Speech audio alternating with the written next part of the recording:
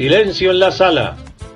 En la siguiente media hora entramos en debate.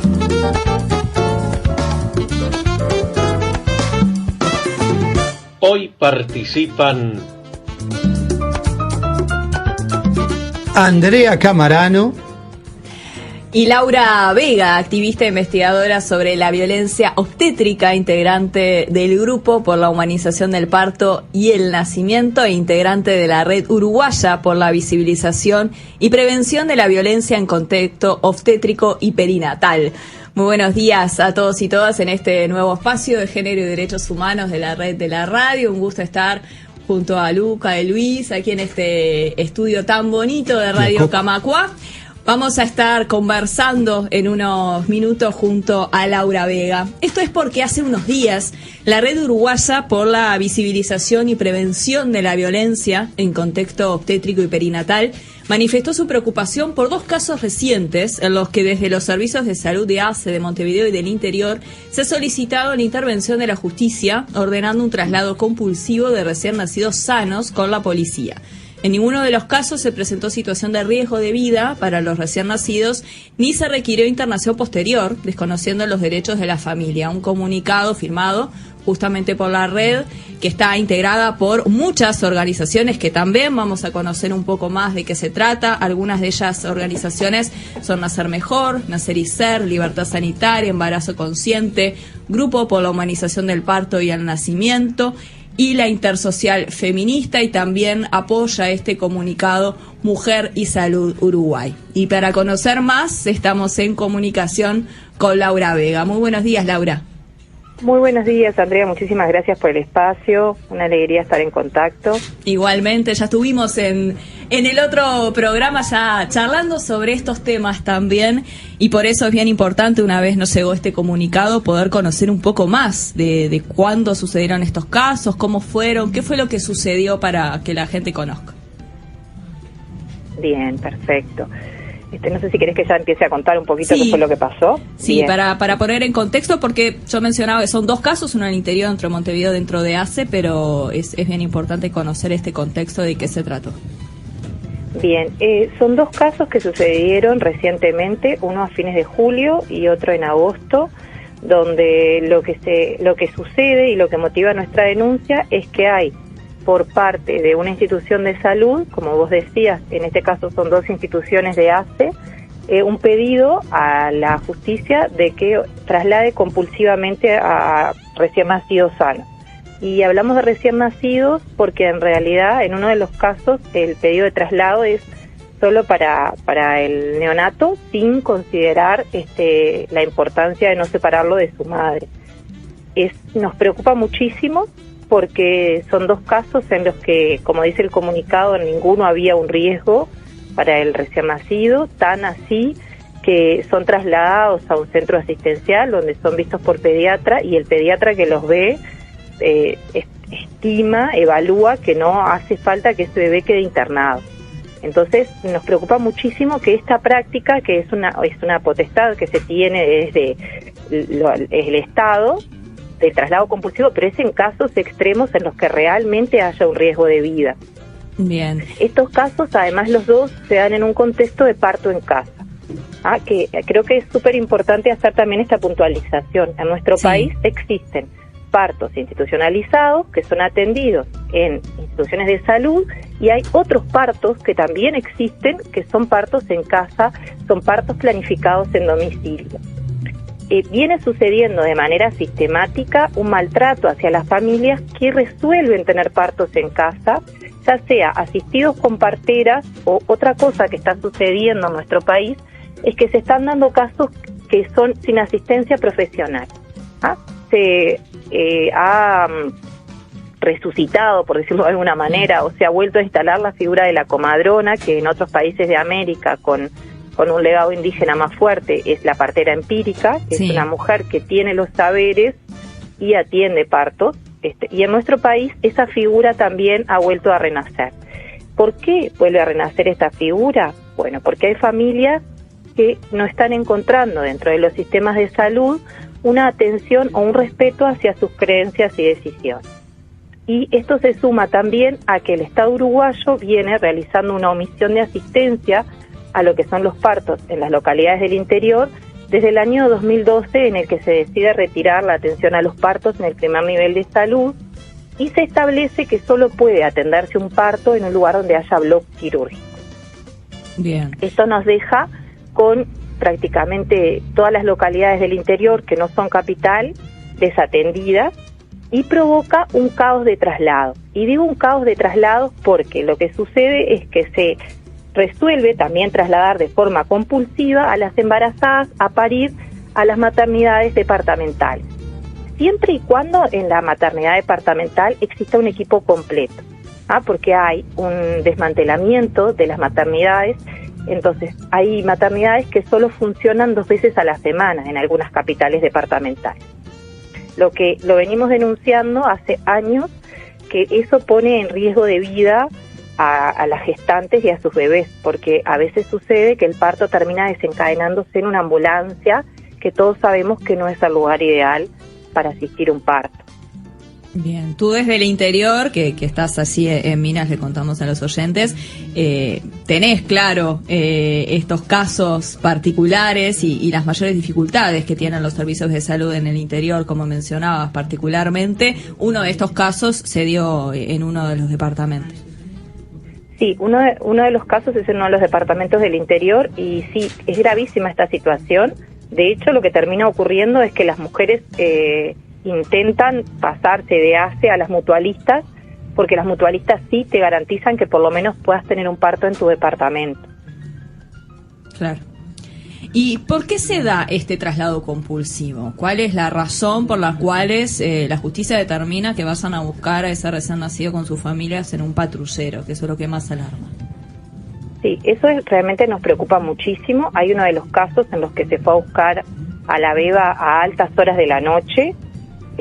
Realmente en julio sacar un recién nacido en un patrullero no justifica.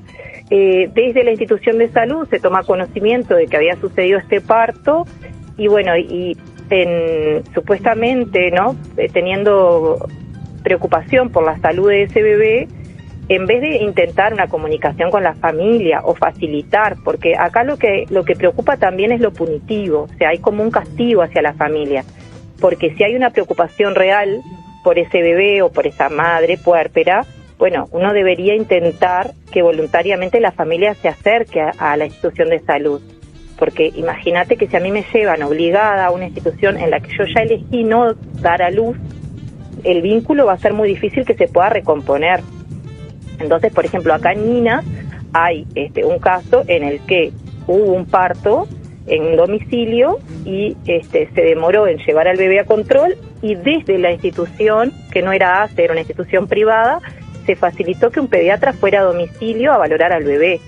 Entonces no se violentó los deseos de la familia, se salvaguardó el bien superior, que es velar por la salud de ese bebé, y se logró restablecer un vínculo en el que obviamente la familia pudo tener una mirada positiva hacia la institución. En estos casos no se está teniendo en cuenta todos esos factores.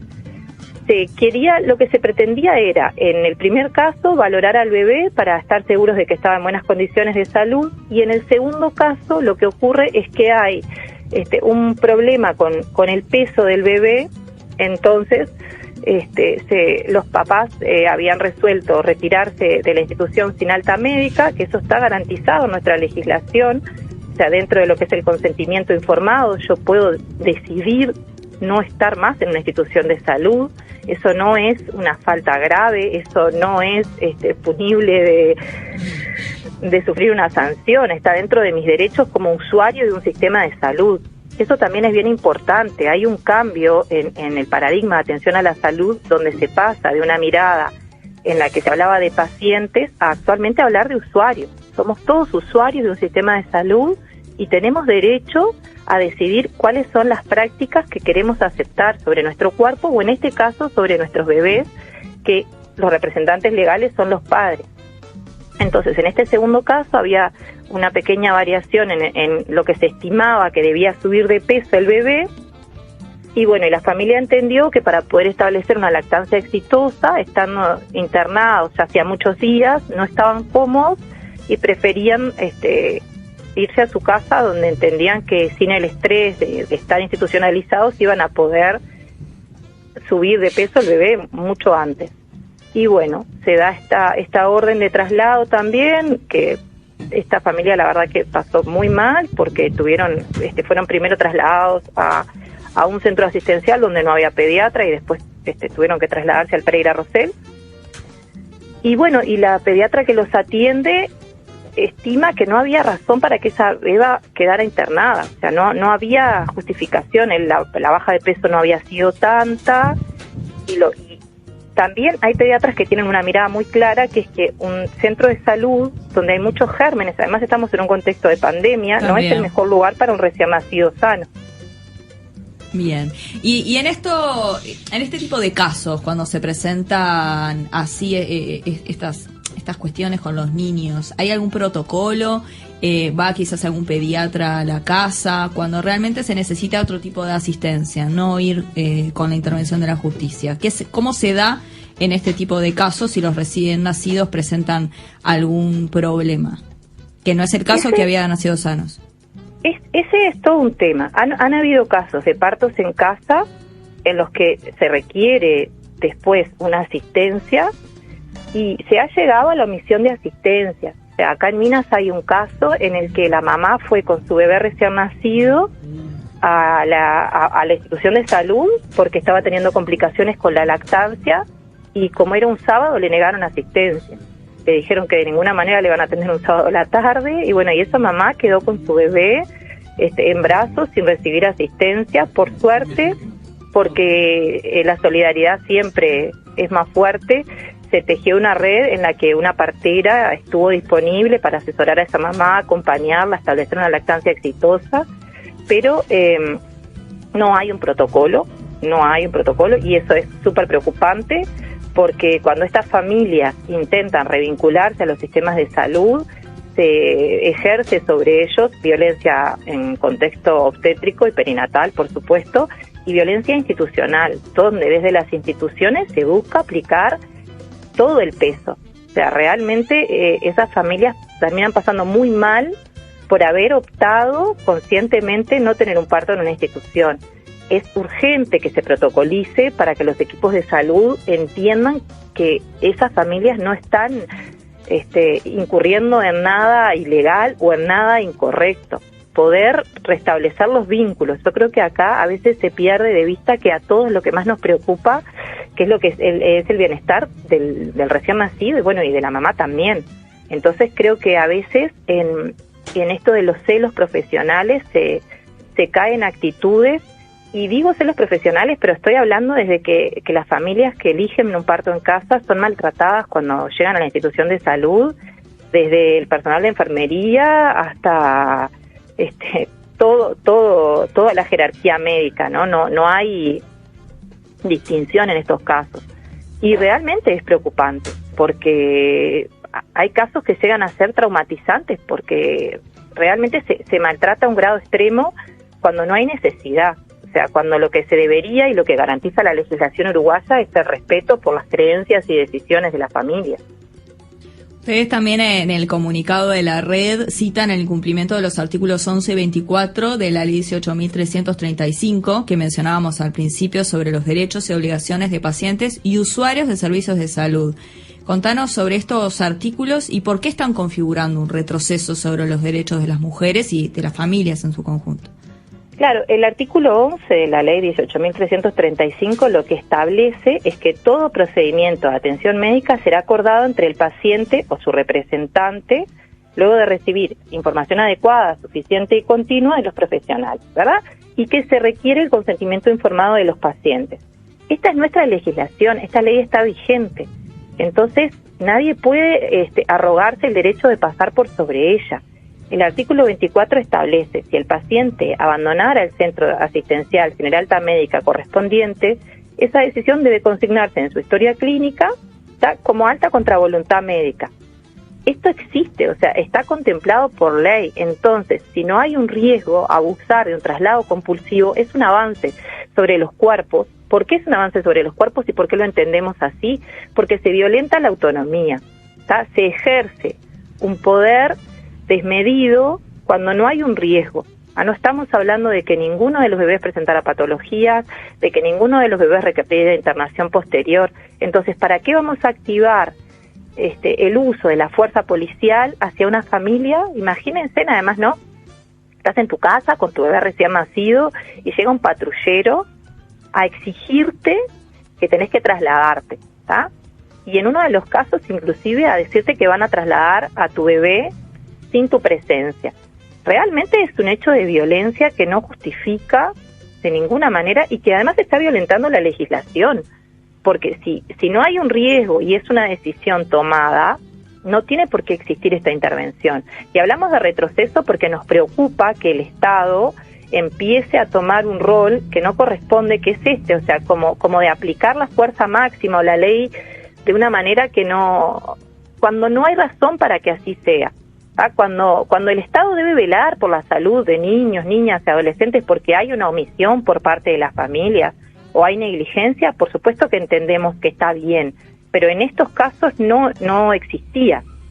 No existía, era más bien la mirada desde un profesional de salud que tiene un concepto negativo de lo que es un parto en casa y resuelve aplicar, bueno, vuelvo a lo mismo, ¿no?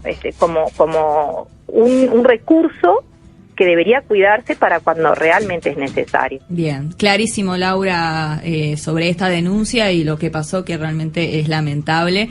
Para terminar, consultar sobre el trabajo que viene realizando la Red Uruguaya por la Visibilización y Prevención de la Violencia en Contexto Obstétrico y Perinatal, que está conformado por muchas organizaciones. Contanos de qué se trata este trabajo y cómo trabajan en articulación justamente. Bien, la red en realidad está funcionando desde 2019, fue el resultado de un montón de esfuerzo por parte de distintas organizaciones de la sociedad civil que elegimos trabajar juntas.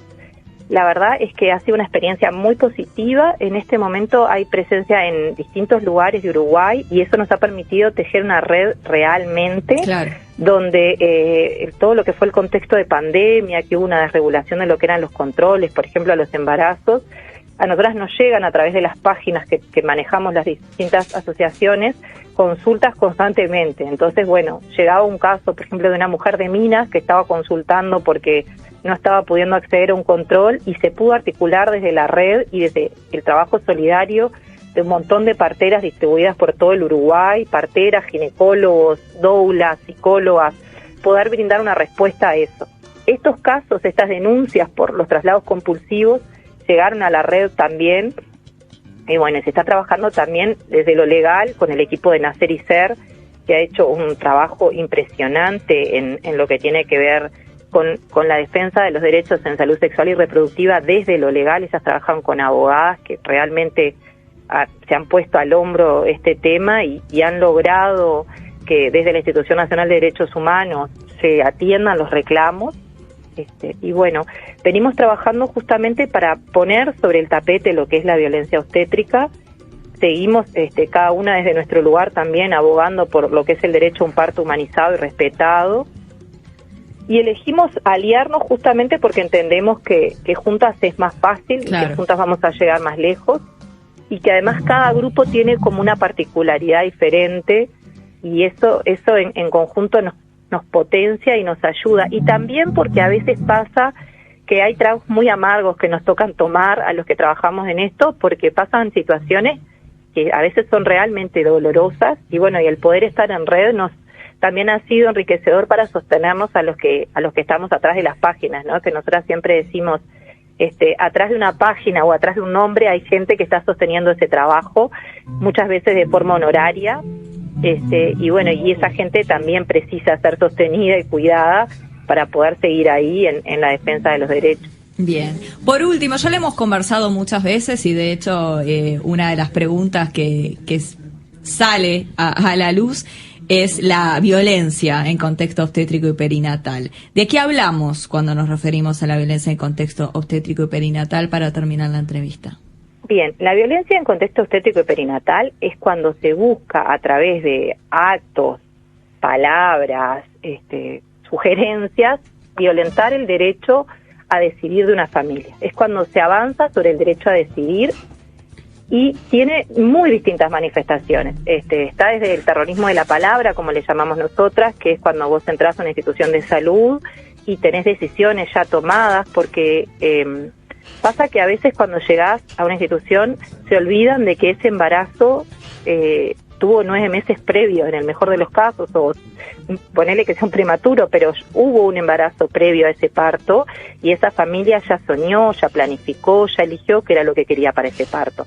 Y a veces cuando se llega a las instituciones de salud no hay un preguntarle a la familia qué es lo que desea, qué es lo que piensa, qué es lo que quiere para ese parto, y se imponen rutinas que a veces no se ajustan a lo que esa familia necesita, y cuando la familia plantea, por ejemplo, un pedido, gracias a la ciencia cada vez son menos, pero en su momento la episiotomía en Uruguay, que es un corte de rutina en el piso pélvico, estaba en un 90%. Entonces, si la mujer, la familia planteaba que quería evitar esa práctica de rutina, muchas veces se encontraba con una negativa rotunda, como bueno, yo a todos los partos que atiendo son con episiotomía. A veces incluso la violencia empieza, por eso hablamos de contexto, porque empieza desde el mismo embarazo. Si la mujer se niega a realizar alguna práctica de rutina, por ejemplo, hay mujeres que no quieren tomar medicación, como puede ser un suplemento de hierro, porque entienden que sus valores de hierro en sangre están bien y no aceptan una medicación. Bueno, ahí hay todo un terrorismo de palabra de nuevo, ¿no? O sea, no vas a llegar al parto de buena manera, no vas a poder parir, no vas a tener fuerzas, o cuando se quiere imponer una cesárea a la familia y la familia no quiere una cesárea, lo mismo. O sea, son prácticas que van desde la palabra a veces hasta acciones súper violentas, porque ha pasado inclusive la forma en la que le dan un inyectable a una persona que se opuso a prácticas que es súper violenta, o separaciones o internación de un bebé que no es necesario, como en estos casos, pero también a veces pasa, eso yo lo he presenciado, una internación en un CTI neonatal a un bebé que no lo requiere, porque hay un enojo hacia la familia por haber ido en contra de lo que la institución ofrecía. La violencia obstétrica existe en Uruguay, nos preocupa muchísimo, la entendemos como violencia psicológica, como violencia sexual, como violencia basada en género y violencia institucional. Entendemos que hace falta ponerla sobre el tapete, mirarla y hacernos cargo de ella para que esto empiece a cambiar.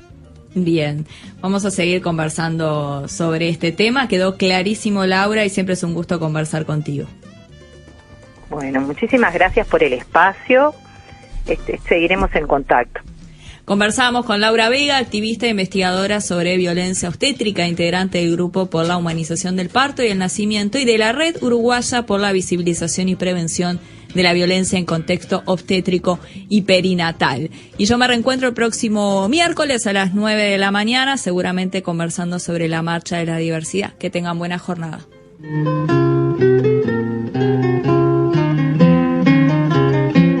La Red de la Radio.